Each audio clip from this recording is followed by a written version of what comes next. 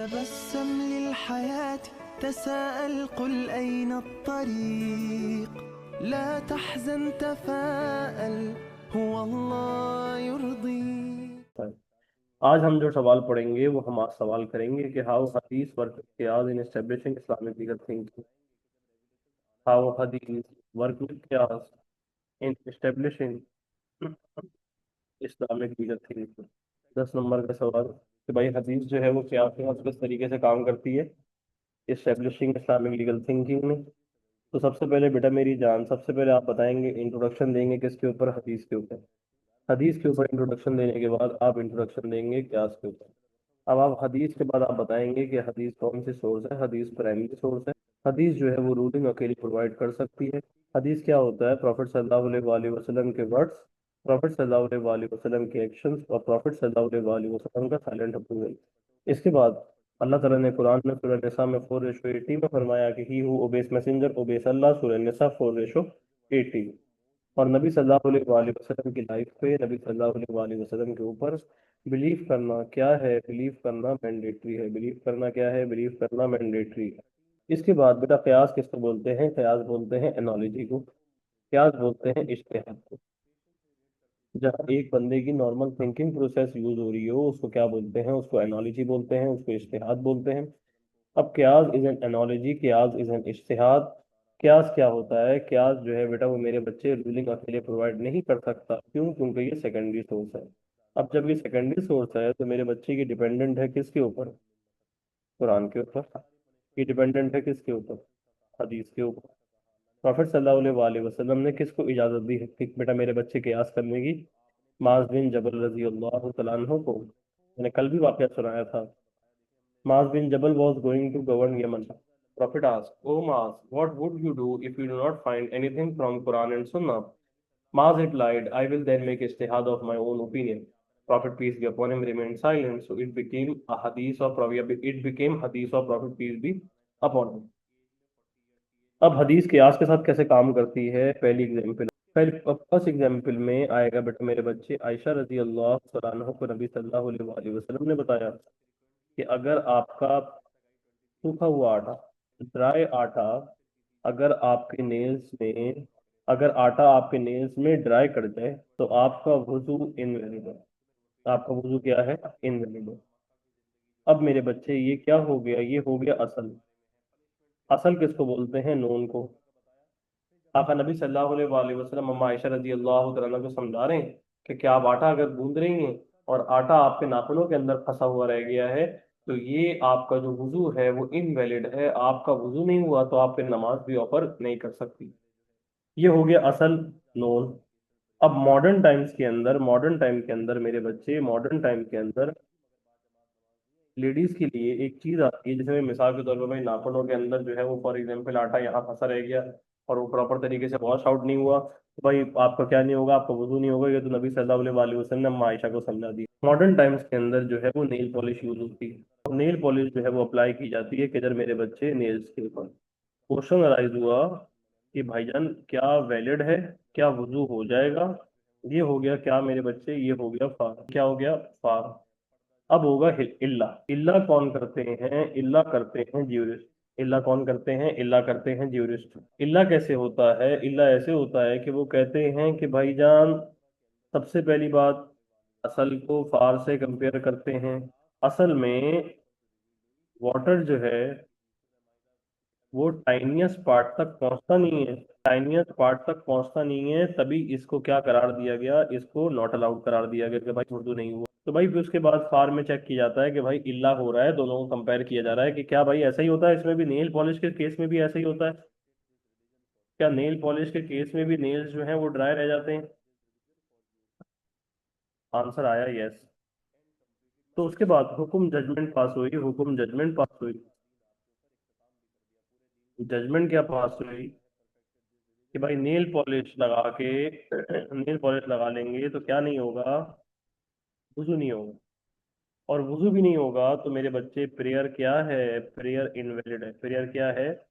वुजू भी नहीं होगा तो प्रेयर क्या है? प्रेयर इनवैलिड है। आप नमाज नहीं पढ़ सकते। मैंने आपको हदीस वर्ग में कियास में समझाया कि अम्मा आयशा रजी अल्लाह तआला अन्हा समझाते हैं प्रॉफिट मतलब प्रॉफेट सल्लल्लाहु अलैहि वसल्लम आयशा को समझाते हैं कि भाईजान अगर आपका जो है वो आटा ड्राई हो गया आपके नाखूनों में और आपने वजू कंडक्ट किया और फिर भी वो लगा रह गया, तो भाईजान आपके आपका वजू भी नहीं हुआ और आपकी नमाज भी नहीं हुई। इसके बाद जो है भाईजान अब आपके पास नया मॉडर्न टाइम्स के अंदर क्वेश्चन अराइज होता है कि क्या भाई आप मुझे बताएं कि नेल पॉलिश अलाउड है, क्योंकि नेल पॉलिश जो है वो ब्यूटी के लिए लगाई जाती है। तो भाईजान ये क्या हो गया, ये हो गया फार कि भाई वजू होगा इल्ला। भाईजान आका नबी सल्लल्लाहु अलैहि वसल्लम ने इसको जो है वो नॉट अलाउड क्यों करार दिया था, इसलिए करार दिया था कि भाईजान वाटर जो है वो टाइनियस्ट पार्ट तक नहीं पहुंचता, वाटर सारे नाखूनों तक नहीं पहुंचता। तो भाई फार आपके पास जो है वो आपके पास जो आपस में कंपेयर किया जाता है, क्या नेल पॉलिश से भी ऐसा ही होता है, क्या नेल पॉलिश से भी नेल्स ड्राई रह जाते हैं। तो यह हुक्म जजमेंट पास होती है कि भाई जान नेल पॉलिश से भी जो है वो वजू इनवैलिड हो जाता है, तभी आप नमाज वगैरह ऑफर नहीं कर सकते। उसके बाद जो है आपको अगर ये एग्जाम्पल समझ में नहीं आई, आपने इस आंसर को किस तरीके से लिखना है, अगर ये P2 में आ सकता है पेपर में, अगर सवाल आ गया भाई व्हाट इज क्यास and how it work with primary sources, तो आप एक एग्जाम्पल या दो एग्जाम्पल कुरान के साथ लिख देंगे, एक या दो एग्जाम्पल हदीस के साथ लिख देंगे कि भाई ये कुरान के साथ भी काम करती। कल हमने जो एग्जाम्पल की थी वो पहले जुम्मे की अजान के बाद वाली ट्रांजैक्शन, भाईजान अल्लाह कहता है सेलिंग, सेलिंग क्या है, सेलिंग प्रोहिबिटेड है। तो नया क्वेश्चन अराइज होता है कि अगर दूसरी टाइप ऑफ ट्रांजेक्शन अलाउड है, तो भाई उसमें भी अलाउ अनाउंस किया जाता है कि नहीं भाई वो डिस्ट्रैक्ट करती हैं, वो भी किससे, जुम्मे की नमाज से, तो वो भी टाइप ऑफ ट्रांजेक्शन क्या है, हराम है।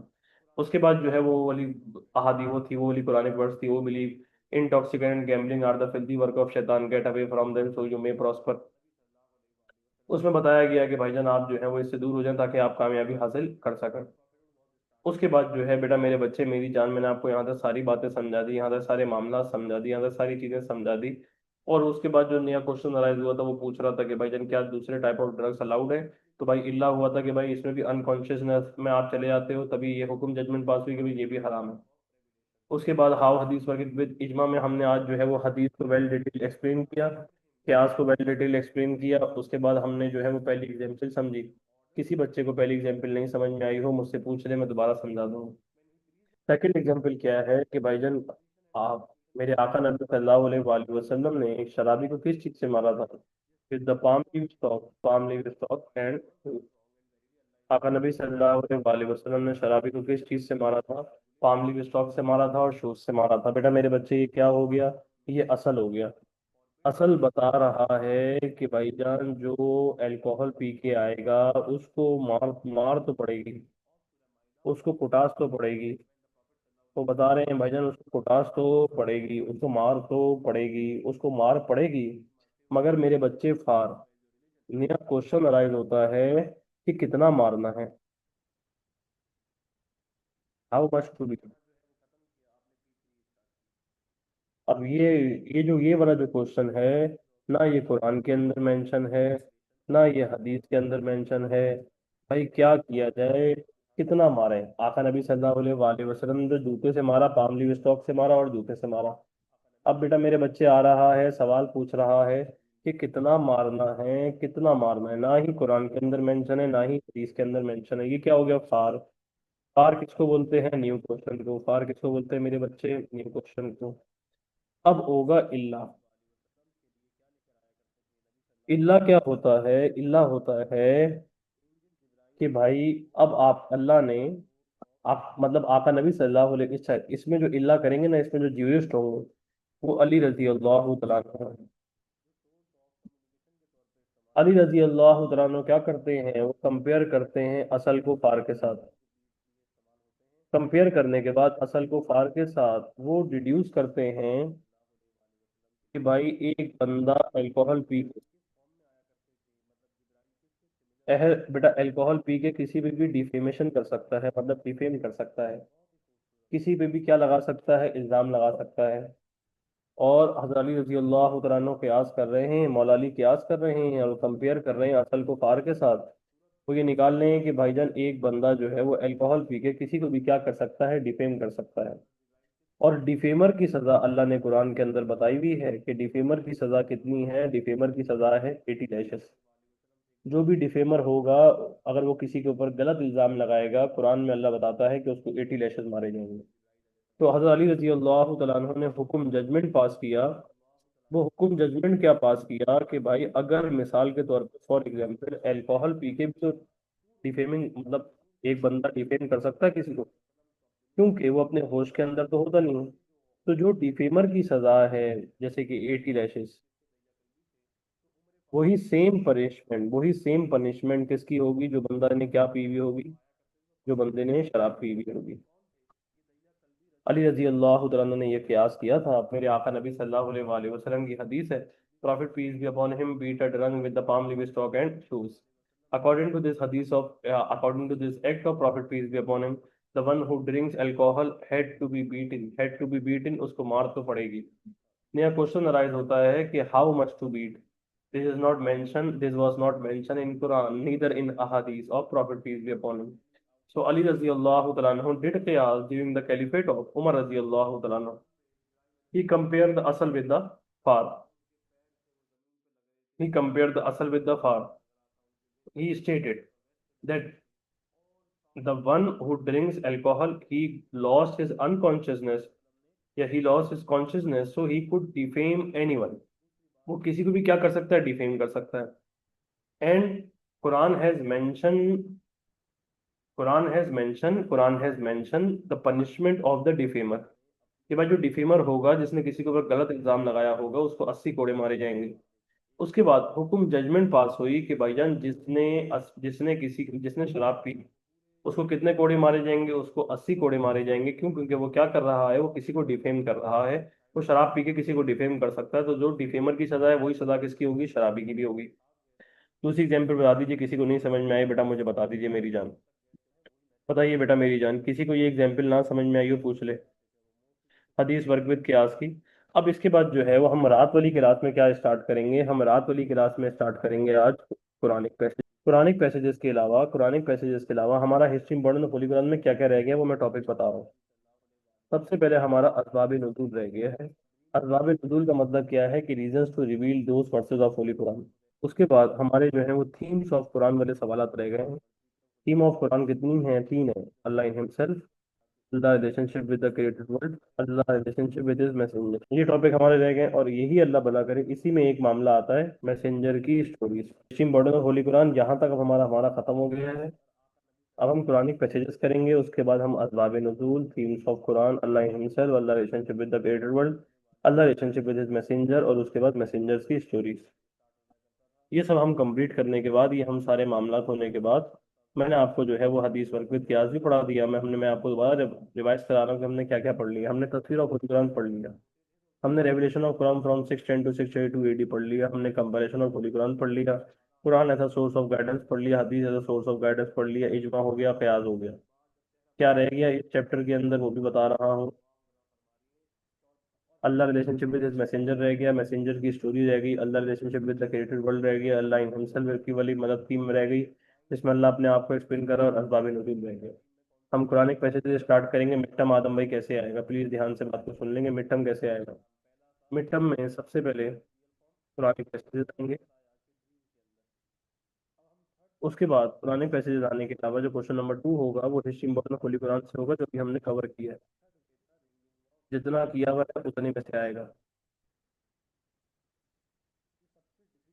History important of holy Quran के अलावा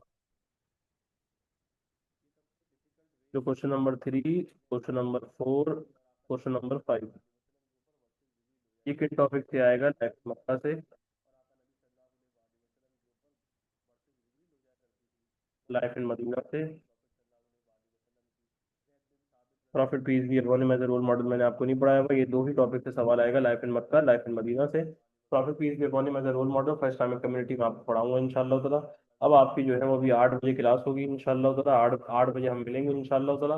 और फिर हम कल भी 2 क्लासें होंगी हमारी इंशाल्लाह ताला। मैं कुरानिक पैसेजेस कम से कम 5-6 आपको करा दूंगा। ठीक है बेटा मेरी जान, अल्लाह हाफिज़, टेक केयर ऑफ योरसेल्फ।